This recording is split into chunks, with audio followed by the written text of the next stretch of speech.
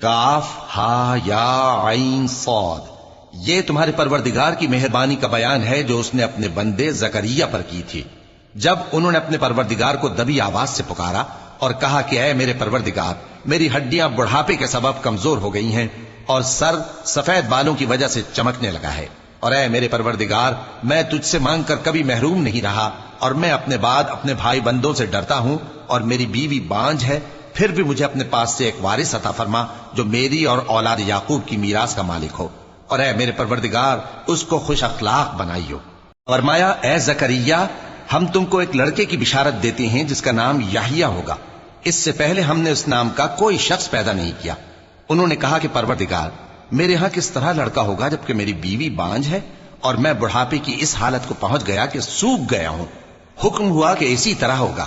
تمہارے پروردگار نے فرمایا ہے کہ مجھے یہ آسان ہے، اور میں پہلے تم کو بھی تو پیدا کر چکا ہوں اور تم کچھ چیز نہ تھے۔ کہا کہ پروردگار میرے لیے کوئی نشانی مقرر فرما۔